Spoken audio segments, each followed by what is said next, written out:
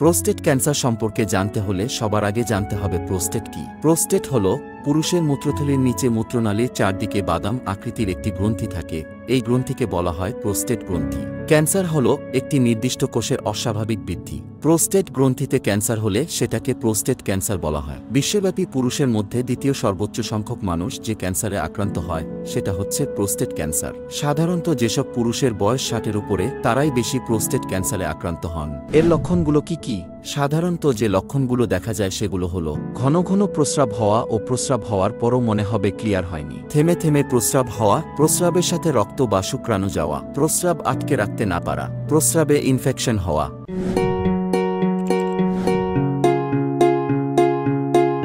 কারা এই ক্যান্সারের ঝুঁকিতে আছেন? 60 বছরের বেশি বয়সীদের মধ্যে প্রোস্টেট ক্যান্সার বেশি দেখা যায়। গবেষণায় দেখা গেছে 60% রোগীর বয়স 65 বছরের উপরে। জিনগত পরিবর্তনের কারণেও হতে পারে। পারিবারিক ইতিহাসে কারো হয়ে থাকলে তাদের এই ক্যান্সার হওয়ার সম্ভাবনা বেশি। যাদের মধ্যে টেস্টোস্টেরনের মাত্রা বেশি আছে তারা উচ্চ ঝুঁকিতে রয়েছেন। এছাড়াও আরও কিছু কারণ রয়েছে, যেমন স্থূলতা, যৌনবাহিত রোগ, যারা শারীরিক পরিশ্রম কম করেন, ধূমপান করেন, যারা তেল, চর্বি, মশলা জাতীয় খাবার, লাল মাংস ইত্যাদি বেশি খান এবং সবুজ সতেজ শাকসবজি কম খান, তাদের মধ্যেও প্রোস্টেট ক্যান্সারের প্রবণতা বেশি দেখা যায়। প্রতিরোধের উপায়: স্বাস্থ্যকর খাদ্য গ্রহণ, জীবনযাপনের ধরন পাল্টানো, ব্যায়াম করা, স্বাস্থ্যসম্মত ওজন বজায় রাখা এবং চিকিৎসকের পরামর্শ অনুযায়ী ওষুধ সেবন করার মাধ্যমে প্রোস্টেট ক্যান্সারের ঝুঁকি হ্রাস পেতে পারে।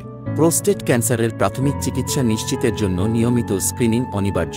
চিকিৎসা পদ্ধতি, স্টেজ এবং ক্যান্সার কতটা আক্রমণাত্মক তার উপর নির্ভর করে প্রোস্টেট ক্যান্সারের চিকিৎসার বিভিন্ন পদ্ধতি রয়েছে, যেমন হরমোনোথেরাপি, কেমোথেরাপি, রেডিওথেরাপি ও সার্জারি।